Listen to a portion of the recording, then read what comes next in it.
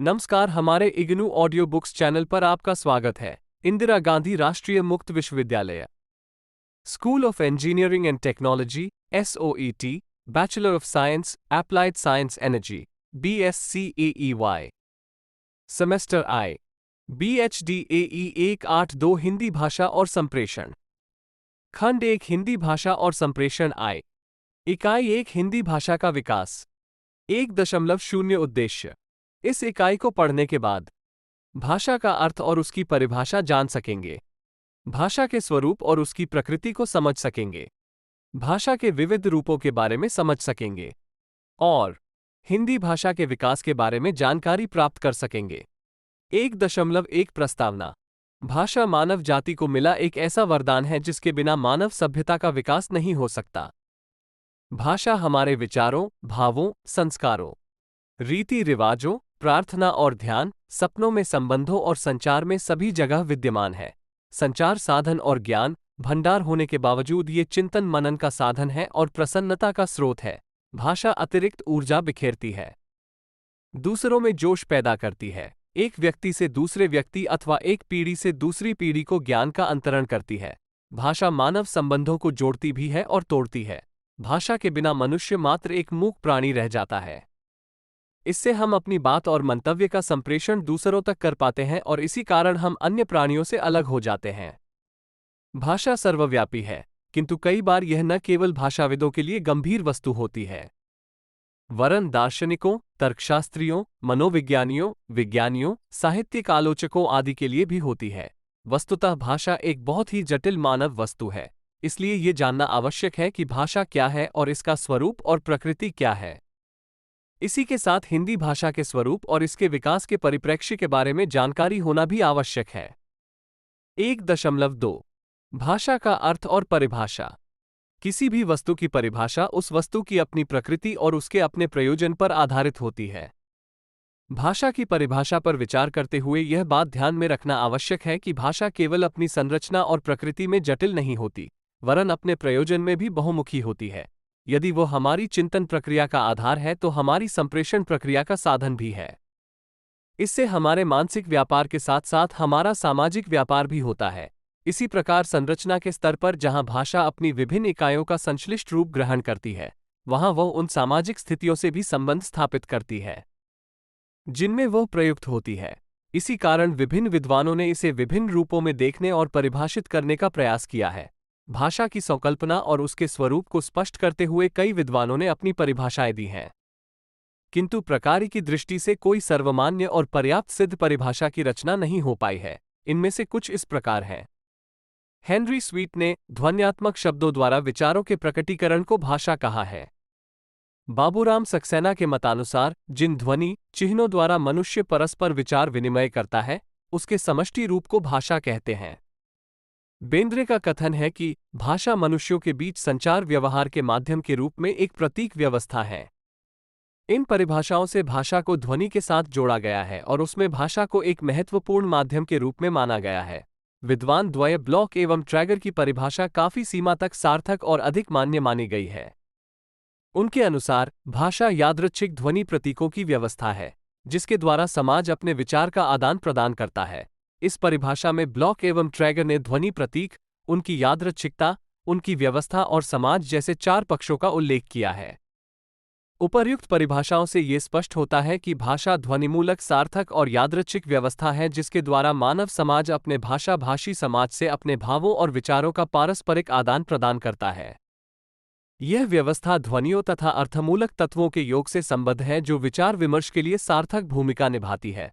भाषा के इन मूल तत्वों का विवेचन कर भाषा के स्वरूप और प्रकृति को पहचाना जा सकता है।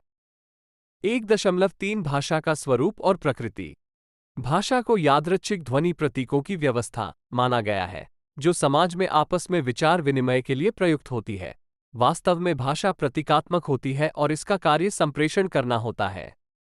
ये जिन प्रतीकों को लेकर चलती है, वे संकल्पना के रूप में साधारणीकृत होते हैं और संप्रेषण के रूप में भावों एवं विचारों का बोधन कराते हैं। स्विस विद्वान सस्यूर के अनुसार प्रतीक का संबंध संकेतित वस्तु और संकेतार्थ से होता है। संकेतित वस्तु का अर्थ उन भौतिक और यथार्थ वस्तुओं के साथ जुड़ा हुआ है जो गैर भाषाई तथा वास्तविक जगत की होती है। उस यथार्थ वस्तु का मानव मस्तिष्क में जो चित्र बन जाता है वह संकल्पना मनोवैज्ञानिक, बौद्धिक, सामाजिक, सांस्कृतिक, जातीय और परंपरागत परिवेशों से संबद्ध होती है।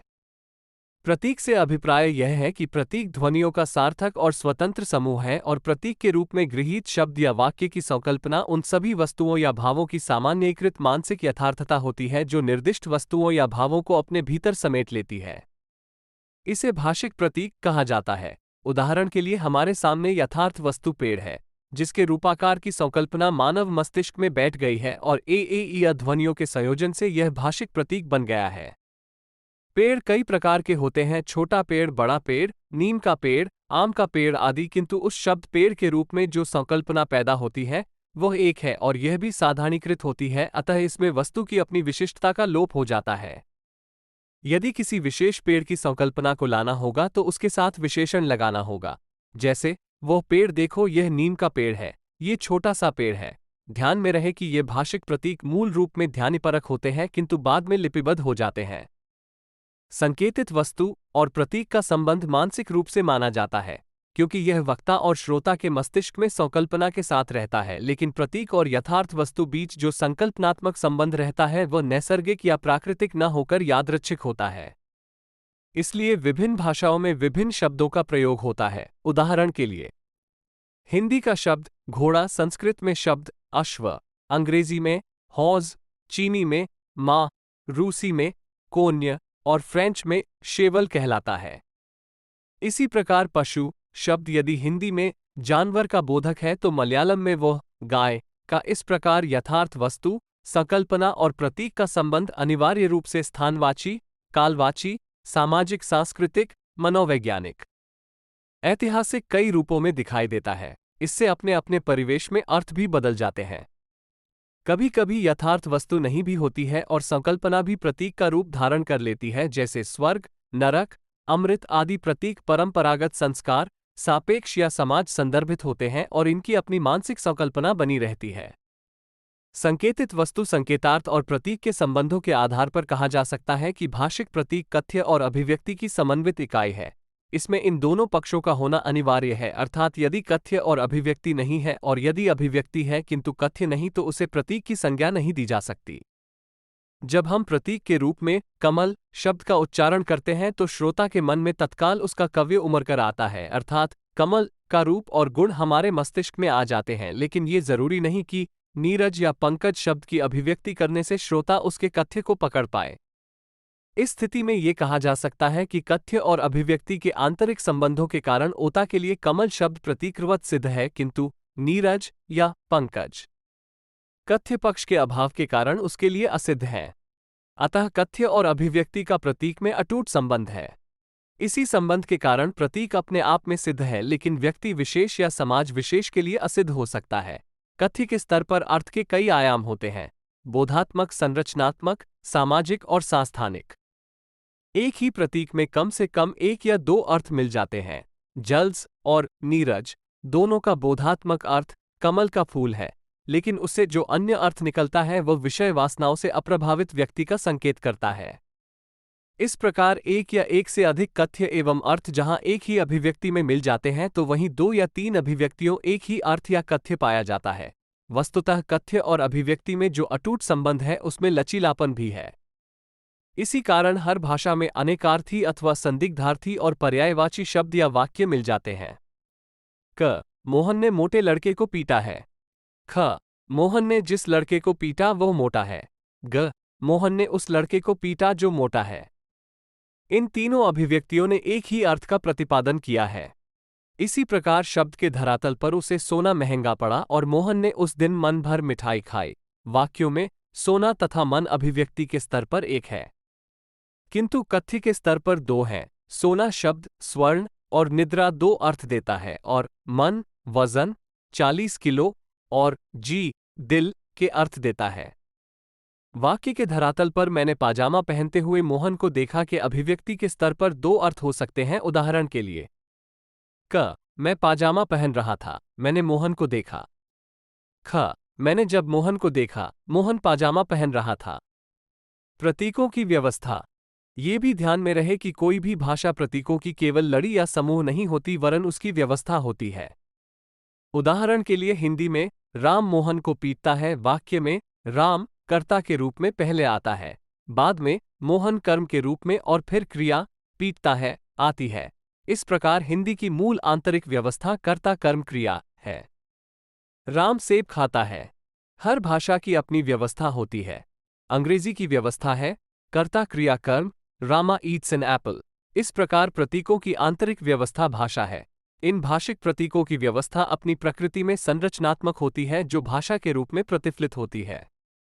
समाज और प्रतीक का संबंध समाज में प्रतीक हेतु का काम करते हैं, क्योंकि भाषा कई प्रयोजनों की सिद्धि करती है।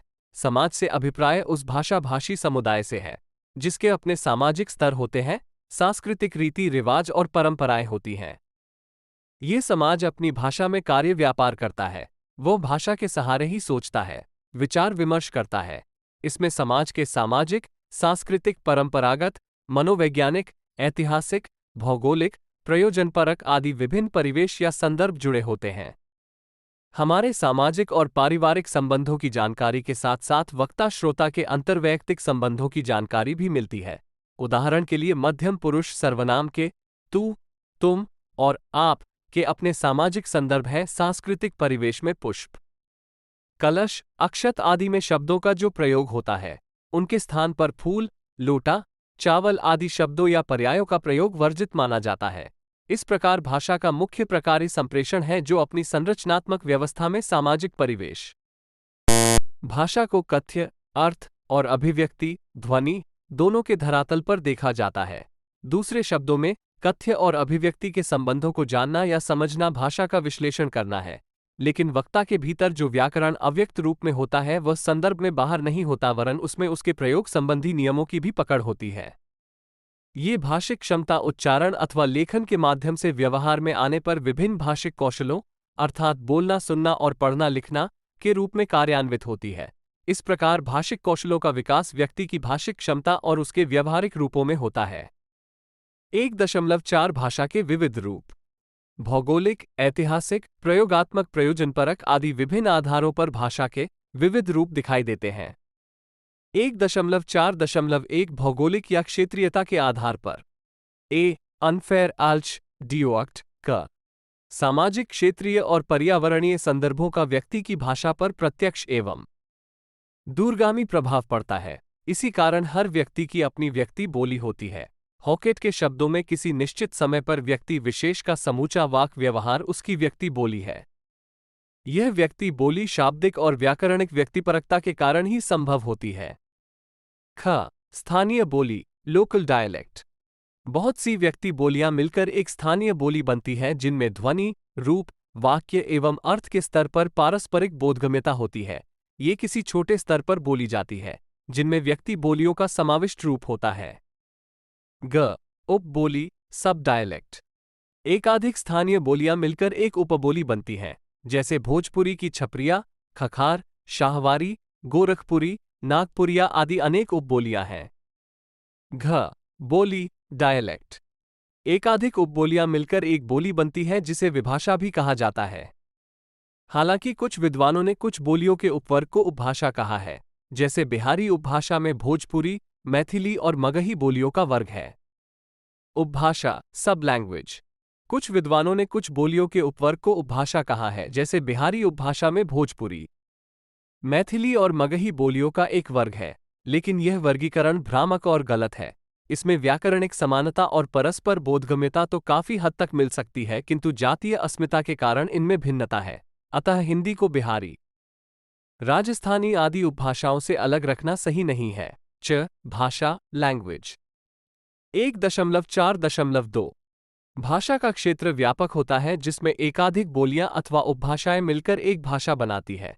एक भाषा के अंतर्गत एकाधिक बोलियां हो सकती हैं, जैसे हिंदी भाषा के अंतर्गत खड़ी बोली, ब्रजभाषा, अवधी, भोजपुरी, हरियाणवी, मारवाड़ी आदि 18 बोलियां अथवा पश्चिमी हिंदी, पूर्वी हिंदी, बिहारी, पहाड़ी और राजस्थानी उपभाषाएं हैं।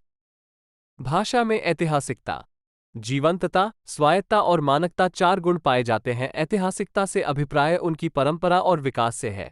जीवंतता का अर्थ उसके प्रयोग और प्रचलन से है। स्वायत्तता से आशय सभी कार्यक्षेत्र में इसका प्रयुक्त होना है और मानकता का अर्थ भाषा की संरचना में एकरूपता है। यद्यपि बोली और भाषा में व्याकरणिक समानता और बोधगम्यता तो प्रायः मिल जाती है, किंतु जातीय अस्मिता तथा जातीय बोध के कारण भाषा विशाल समुदाय की प्रतीक बन जाती है। प्रयोग के आधार पर भाषा के विभिन्न रूप मिलते हैं। यथा किसी भी समाज, ये प्रायः संपर्क शब्दावली और क सामान्य बोलचाल की भाषा, लैंग्वेज फॉर कॉमन यूज, में रोजमर्रा के रूप में प्रयुक्त होने वाली सामान्य भाषा होती है। भाषा का काम करती है। यह अपनी विभिन्न भाषिक इकाइयों, व्याकरणिकता के आधार पर अपनी पहचान बनाती है। ख साहित्यिक भाषा, लिटरेरी लैंग्वेज, यह भाषा का वह आदर्श रूप है जिसका प्रयोग साहित्य रचना, शिक्षा आदि में होता है। ये प्रायः परिनिष्ठित होती है, किंतु साहित्यिक भाषा कभी कभी सामान्य भाषा के नियमों को तोड़ती है। विशिष्ट चयन संयोजन से यह विशिष्ट भाषा बन जाती है। हिंदी, अंग्रेजी, फ्रेंच, रूसी, जर्मन आदि भाषाएं साहित्यिक भाषा के रूप में भी प्रयुक्त होती है। ग व्यावसायिक भाषा, language for common use and trade, यह भाषा व्यवसाय, व्यापार में प्रयुक्त होने के लिए विशेष रूप धारण करती है। ये प्रायः औपचारिक एवं अनौपचारिक और तकनीकी या अर्धतकनीकी होती है। ये लिखित और मौखिक दोनों रूपों में प्रयुक्त होती है।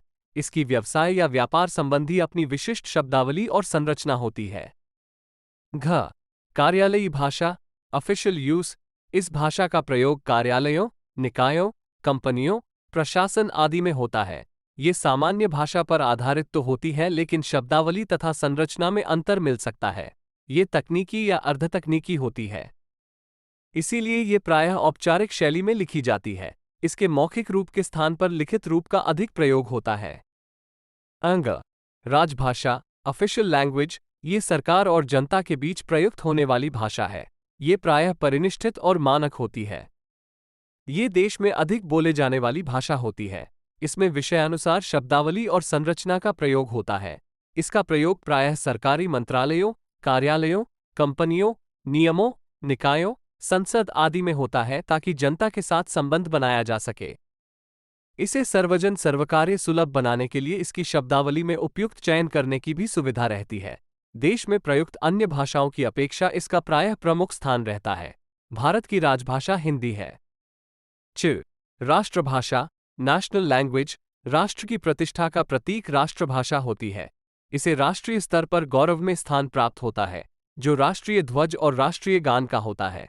वास्तव में राष्ट्रभाषा का संबंध राष्ट्रीय चेतना से होता है और राष्ट्रीय चेतना सांस्कृतिक चेतना से जुड़ी होती है।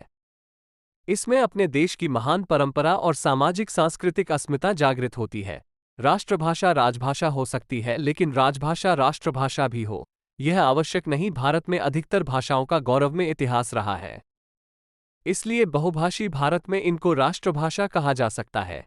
6 गुप्त भाषा, कांट, यह भाषा किसी विशेष वर्ग या समूह या संप्रदाय में प्रयुक्त होती है, जिसे उसी वर्ग के लोग समझ सकें।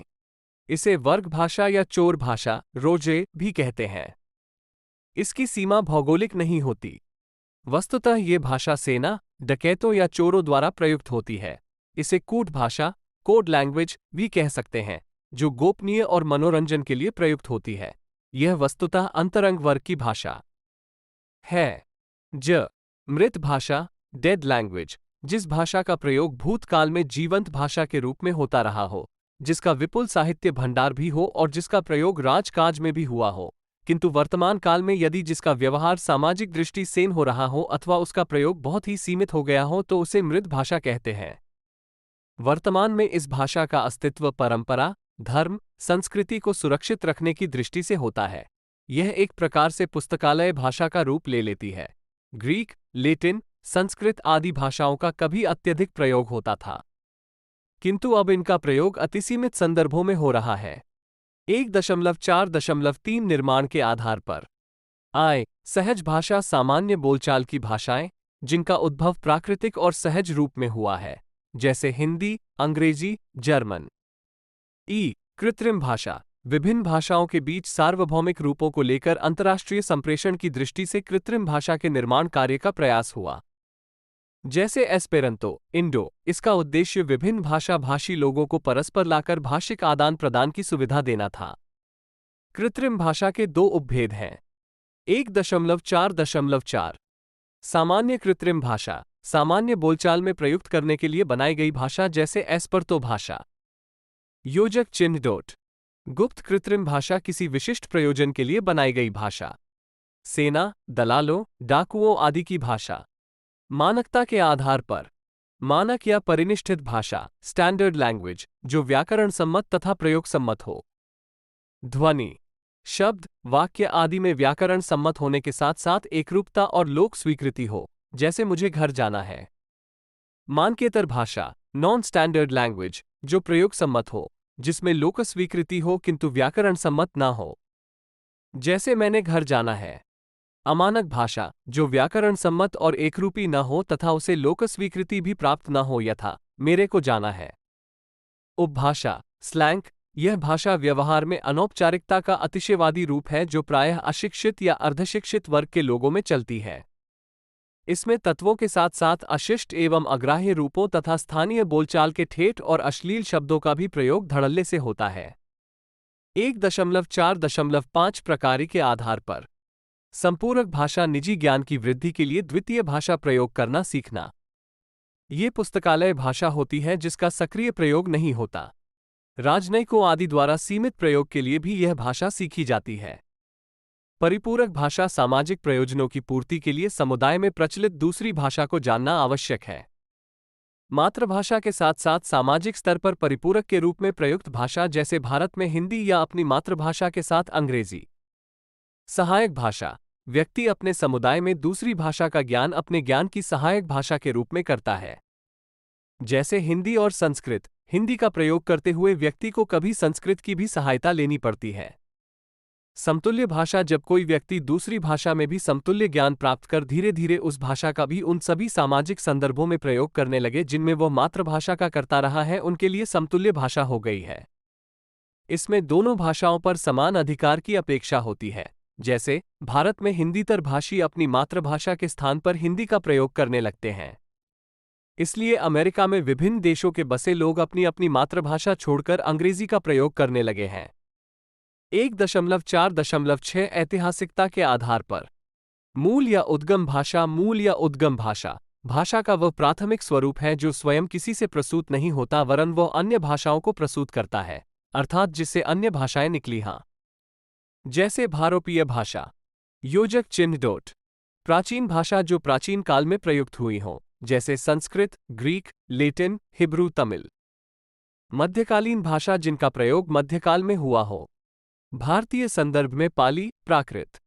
अपभ्रंश, आधुनिक भाषा जिनका प्रयोग आधुनिक काल में हो रहा हो, जैसे हिंदी, मराठी, बंगला, अंग्रेजी, फ्रेंच। 1.4.7 सम्मिश्रीकरण के आधार पर पिजिन। पिजिन, जब कोई भाषाभाषी समुदाय किसी अन्य भाषाभाषी समुदाय में उपनिवेश बनाकर रहता है तो उनके परस्पर संपर्क से दो भाषाओं के मिश्रण की प्रक्रिया प्रारंभ हो जाती है। यह भाषा का प्रारंभिक और सरलीकृत रूप होता है। ये किसी समुदाय की मातृभाषा नहीं होती। यह एक प्रकार की मिश्रित भाषा होती है, इसलिए इसे संकर भाषा भी कहते हैं। क्रियोल। क्रियोल, ये पिजिन का विकसित रूप है। पिजिन बोलने वाली पीढ़ी के बाद आने वाली पीढ़ी पिजिन को क्रियोल में बदल देती है। यह भाषा मूल भाषा की ध्वनि और रूपपरक संरचना को त्याग कर अपना स्वतंत्र स्वरूप बना लेती है। Mauritius, Guyana, Suriname, Trinidad Tobago आदि देशों में क्रियोल का प्रयोग होता है। इनमें कहीं फ्रेंच, अंग्रेजी और हिंदी के तत्व हैं तो कहीं डच और हिंदी के और कहीं अंग्रेजी और हिंदी के। इसे संश्लिष्ट भाषा भी कहा जाता है।